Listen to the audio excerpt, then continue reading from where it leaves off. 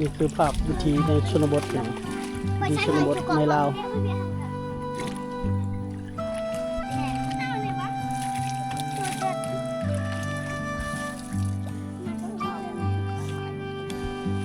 อาบน้ำมาเป็นแถวเลยพี่น้องภาพวิถีชนบทเนาะลาดซองพี่น้องตำเขาร้านหน่อยเผามังกรหมู่บ้านที่ต้นเผาสูงยาวดีนะพี่น้องเนาะนี่เล่าเขาเพิ่นเด้อพี่น้องเด้อเล่าเขาเพิ่นจะไว้ห่างจากเพื่อนน้อยนึงพี่น้องหรือบ่สบายดีพี่น้องยินดีต้อนรับเข้าสู่ช่องบ่จอยพาเที่ยวมื้อนี้เดินทางเข้าสู่ชนบทอีกครั้งพี่น้องเนาะมื้อนี้เฮาอยู่บ้านละแอนเมืองเซโปนแขวงสวรรณเขตพี่น้องหมู่บ้านที่บ่มีไฟฟ้าพี่น้องหมู่บ้านนี้เป็นหมู่บ้านที่อยู่กลางป่ากลางเขาแล้วก็เส้นทางรถใหญ่ถือว่าเข้ามาค่อนข้างจะลำบากพี่น้องเนาะส่วนหลายจะมีแต่รถจักรหรือว่ารถมอเตอร์ไซค์เข้ามาพาพี่น้องเที่ยวชมวิถีชีวิตความเป็นอยู่ของพี่น้องเผ่ามังกรพี่น้องเนาะเขตนี้จะเป็นเผ่ามังกรหรือว่าเผ่าโซ่เนาะสวยพี่น้องเนาะทางเมืองลาวไปติดตามรับชมนำกันเนาะพี่น้องเนาะตอนนี้บ่จอยเข้ามาฮอดหมู่บ้านเขาเจ้าแล้วพี่น้องหมู่บ้านระแอนพี่น้องหมู่บ้านดั้งเดิมหมู่บ้านของเขาเจ้านี่มาอยู่ตั้งแต่ลี้ภัยสงครามโลกพุ่นล่ะพี่น้องก็ยังอยู่ต่อปัจจุบันนี้หมู่บ้านนี้บ่มีไฟฟ้าแต่ว่ามีโรงเรียนแล้วก็มีน้ำบาดาลมีแท่งน้ำที่โครงการเพิ่นสร้างให้เรียบร้อยพี่น้องบรรยากาศในหมู่บ้านเงียบสงบพี่น้องเป็นหมู่บ้านของพี่น้องชนเผ่าบรูชนเผ่าตรีชนเผ่ามังกร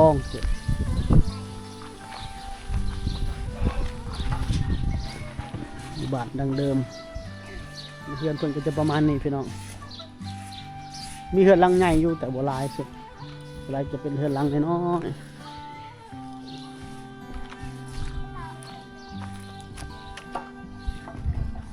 แทงน้ำเป็นสิเพิ่นเฮ็ดไว้พี่น้องหลานน้อยเพิ่นบ่ได้ตำข้าวบ่ได้ตำข้าวบ่เหมาะ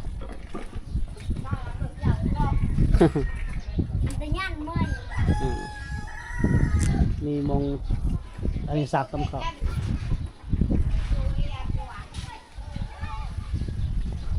หลานน้อยนี่เว้าความลาวบ่เป็นเลยพี่น้องประเทศอย่างเดียวนี่เนาะคือสิมันเฮ็ดมองเก็บน้ำน่าจะเป็นบ่อนเก็บน้ำห้านค้าก็น่าจะมีแถวนี้บรรยากาศเงียบสงบโพลพี่น้อง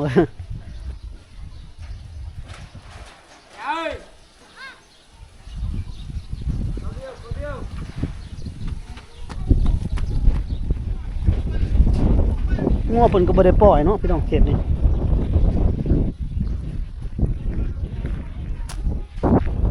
ไว้เนาะแล้วเขาให้เขาหน้าแล้วน่าจะปล่อยแล้วเสียดายแต่บ่มีไฟฟ้าเนาะพี่น้องเฮือนเพิ่นก็หนาแนบเด้อ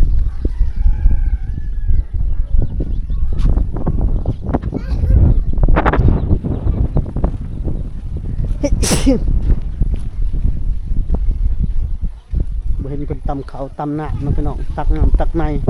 เฮามานี่น่าจะเป็นช่วงตอนนี้ตอนประมาณบ่ายโมงฟืนได้นี่พี่น้องอันนี้ไม้ยางโบงเฮ็ดยังอะจ๊ะ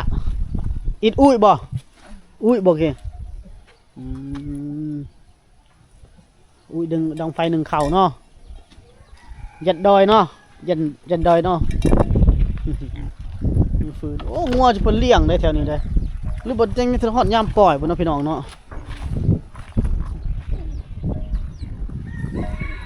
นี่คือหมู่บ้านพระเจ้าเด้อพี่น้องเด้อโอ้เฮือนเพิ่นใหญ่หนาแน่นเลยพี่น้องเสียดายแต่เขาเจ้าบ่ได้ไฟฟ้าเนาะพี่น้องถ้าเขาเจ้าได้ไฟฟ้านี่โอ้สมบูรณ์เลยเขตส่วนลายมันเท่านี่เว้าบ่ฮู้จักภาษาลาวกลางนี่บ่ฮู้จักดอกพี่น้องฮู้จักแต่ภาษาบรูยามเดือนนี้มันเดือนทางให้เด้พี่น้องชาวบ้านเพิ่นจังบ่ค่อยได้เห็นอยู่ในบ้านปานใดเดือนทางให้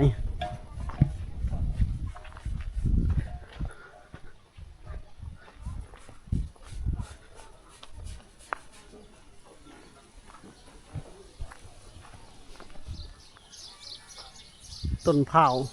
สูงยาวดีเนาะพี่น้องเนาะแสดงว่าหมู่บ้านนี่อยู่หลายปีแล้วพี่น้องเนาะน่าจะ2 ส่วนคนได้พี่น้องคำว่า2 ส่วนคนคือคนหนึ่งก็อายุประมาณ60-70 ปีเนาะแบบว่าถ้าคนหนึ่งเสียไปกับอีกคนหนึ่งนะ2 ส่วนคนเอาคิดไว้นะพี่น้อง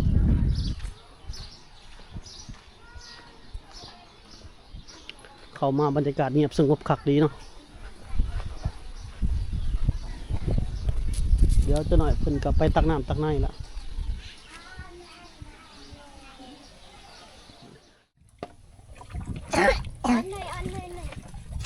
ร้านหน่อยเมาน้ำกินพี่น้อง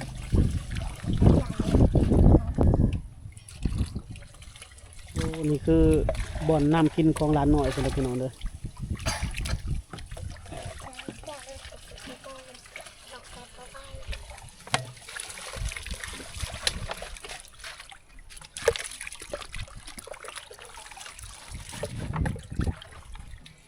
น้ำใสอยู่พี่น้องเลย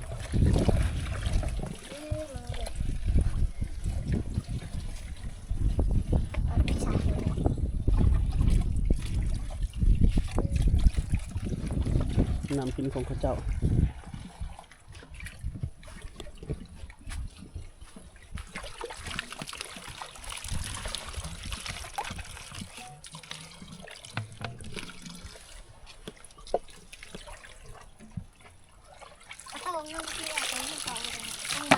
ต้มบ่มะ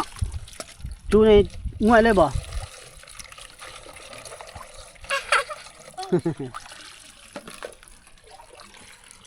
พอดีกันน้องมาเฝ้าพร้อมน้องก็ตากแดดพร้อมพี่น้อง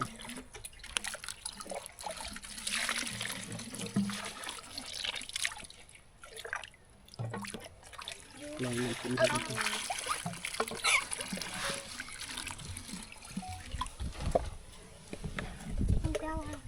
น้องน้อยผู้นี้คือสิมันพ่อแม่ให้เลี้ยงน้องพร้อมคนนี้เหมาะแซมไหมบ่คือแซมบ่พ่อแม่เนี่ยไปทางให้แล้วป้าลูกน้อยไว้กับผู้นี้คือเอื้อยแล้วเลี้ยงน้องพร้อมพี่น้อง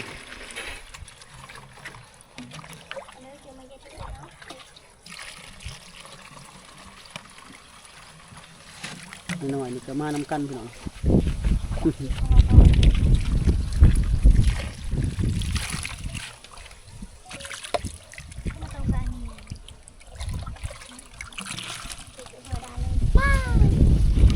ทางนั้นมาใหม่พี่น้องหอดยามเพิ่นมาตักน้ำไปเด้อ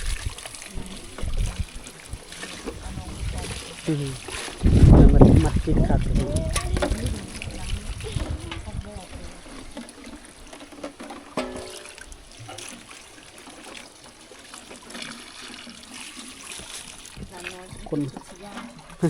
คนเต็มเลยในบ่อเดียวบ่อนเอาน้ำกินกับน้ำกระอ่างพร้อมพี่น้อง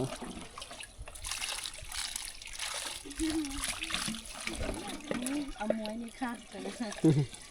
ได้ย่างลงเลยพี่น้องเห็นเป็นเป่งออกเนาะอะไรเป็นเป่งออกนี่คือสีดีโอ้มันสามารถเป่งออกได้เนาะขุดน้อยก็ได้ย่างน้ำกระบอกเปื้อนพระเจ้าอ้อยงัดคือกุ้งก็ได้งัดไม่อยากด่าอ้อยง่วยเอื้อยจะมาตักน้ำเนาะซอยเวียกพ่อแม่น้องลาเพิ่นจะบึ้งมาน้ำเอื้อยเลยน้องกินแม่นวลแม่นวลเก่งใหญ่เอ็งคือกระตกอันนี้ใช่ไม่ใช่คุ้มซุกเลยล้างหน้าพร้อมทั้งนั้นเลย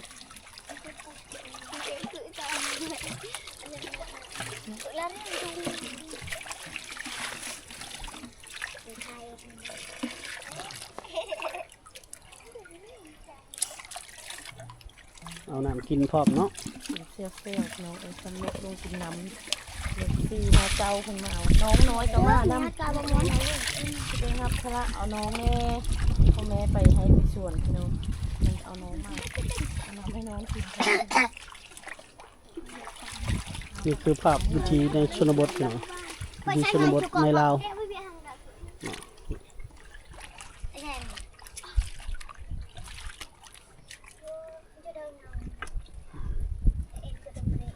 ชุดละ2-3ตุ๊กพี่น้องเอ้ย หาบน้ำเมื่อได้บัดนี้พี่น้อง ถาม ทุก มา หน้าเลยปะ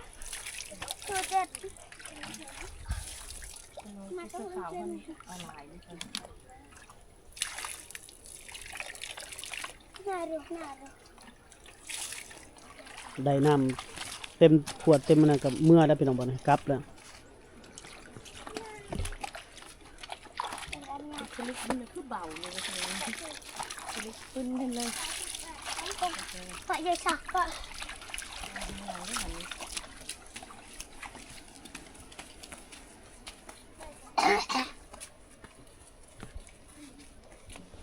หาบน้ำเมื่อเป็นแถวเลยพี่น้องภาพวิถีชนบทเนาะร้านน้อยร้านชนเผ่าเขาเจ้าเป็นคนชนเผ่าบลูชนเผ่าตรีชนเผ่ามังกรบลูมังกรเถินหาบน้ำเมื่อ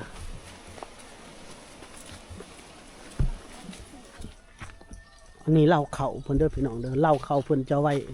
ห่างจากเฮือนหน่อยหนึงพี่น้องหรือบอกกับเพิ่นจะไปปลุกอีกนอกหมู่บ้านอีกเนาะเรียกว่าแคมป์หมู่บ้านติดริมหมู่บ้านเนาะพี่น้องเล่าเขาของพี่น้องเผ่ามังกรเพราะว่าเพิ่นมีความเชื่อถือว่าเล่าเขาจะบ่ให้อยู่ใกล้เฮือนเนาะเพิ่นว่าย่านบ่สะอาดย่านเปื้อนบ่จักขี้เหนียวหั่นนะเพิ่นก็เลยมาให้ไว้แบบนี้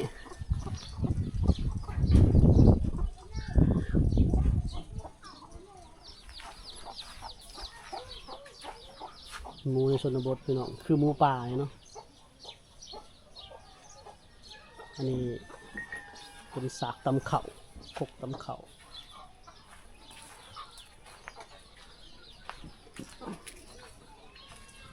เผ่ามังกรนี่อยากมีแทบคู่เฮือนนะพี่น้องบอลตำหุตำนี่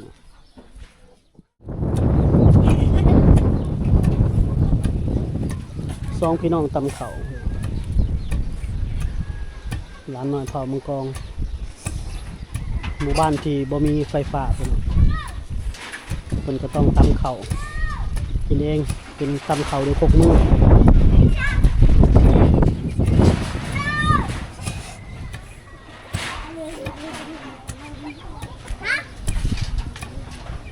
เข่าด้วยตำ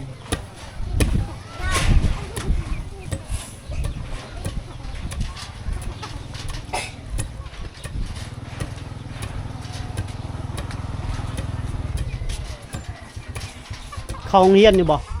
หมู่เรียนแต่บ่ เงินเรียนเอาไงนะ ตะบึนเรียนบ่อันน่ะตะบึนหมูด แต่ว่าเดือด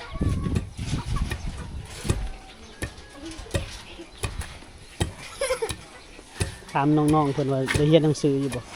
บางคนก็ว่าได้เรียนผู้บางคนก็บ่ได้เรียน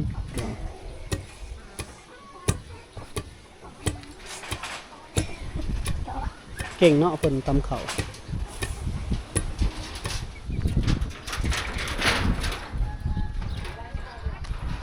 เลาะหมู่บ้านเพิ่นอีกมุมหนึ่งก่อนพี่น้องต้นนานี่น่าจะเป็นเฮือนในบ้านเนาะพี่น้อง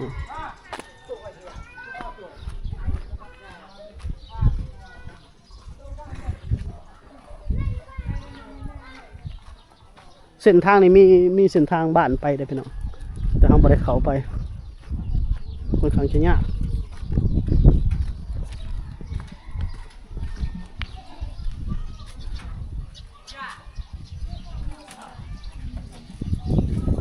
มันยังน้อได้ยังโอ้ดักแด้พี่น้องโอ้นี่อู้ได้หลายเนาะ จ้า บ่ค่อยบ่ได้กินเบิ่งก่อนยิงก่อนยงเจ้าเด้อนี่ดักแด้พี่น้องได้หลายเนาะบุญซุยใส่ยาของเจ้านะพี่น้องดักแด้พี่น้อง เอ๊ะจ้าเจ้าเออ บ่ค่อยบ่ได้กินเตะจ้ากินบ่ได้ ตาทำไมเลยลอยถ่าย โอ้ เขาว่ามันยังมันดักแด้พี่น้องมันได้ดักแด้เนาะแกงกินหางกะมาแต่หาดักแด้เนาะ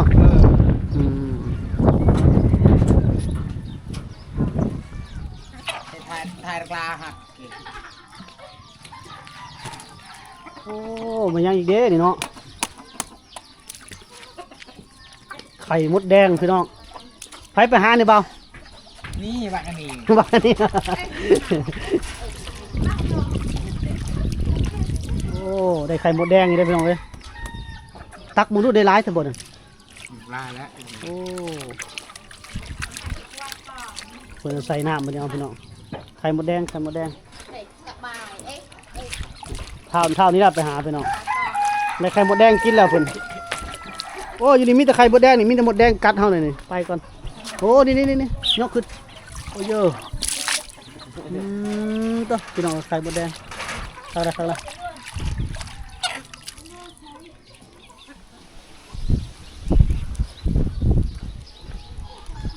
บรรยากาศในหมู่บ้านอีกมุมหนึ่งของบ้านเพิ่นพี่น้องสังเกตว่าเขาเลาะไปมุมใดก็จะเห็นนั่นแนวตำหูบนี่เนาะ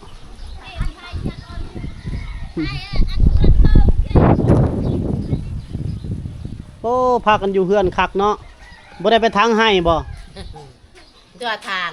เมื่อมนึมบ่ตาลสไลด์ ตะบนเจอมาเอระเจ้า เออ ชูดเจ้าก็ตาบอด เออชูดบ่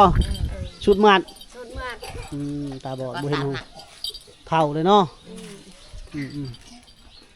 โอ้มองนี่มองพกกำเข่า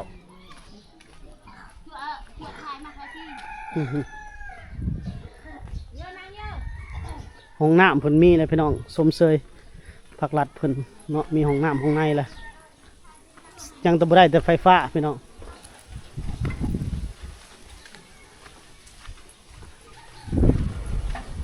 เฮ็ดยังน้อโอ้เปรมน้ำเข้าปมน้ำเข้าพี่น้องนี่นางน้อยเพิ่นกะสีไปตักน้ำเลยตักน้ำกินแล้วนี่เย็ดเด้อบ่เออสิไปตักน้ำกินแหละ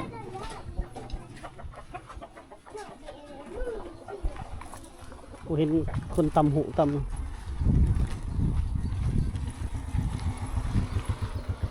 น้อยนักได้สิได้เห็นผู้แสบผู้สาวตำ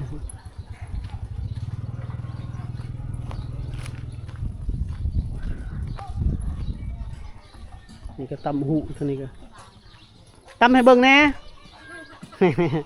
ตำให้เบิ่งแน่ล่ะคือบ่ตำให้เบิ่งแน่อยากเห็นเนี่ยให้ FC เพิ่นเบิ่งล่ะ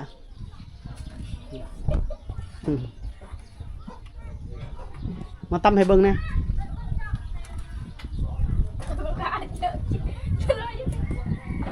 ตำหูเป็นผู้แสบผู้สาวตำพี่น้องหาเบิ่งได้ยากได้เพราะว่าคนรุ่นใหม่ก็อยากปะแล้วเดี๋ยวขึ้นตั้มให้เบิ้งแน่ไอ้ที่ตามเลย พี่น้องเลยผู้สาวเป็นผู้สาวน้อยเป็นตำหูตำสินเป็นซีละเอียด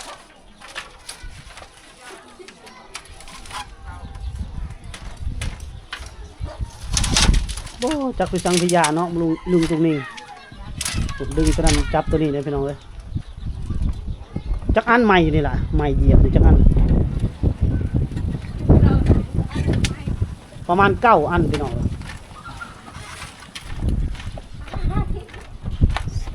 สาวลาวตำหู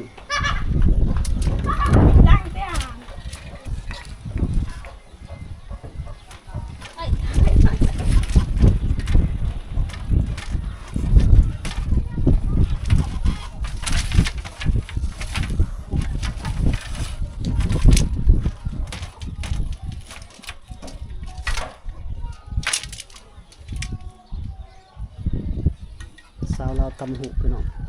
เจ้าซื้อได้ล่ะบ่ซื้อเจ้าอย่างไรน้องยังฮะ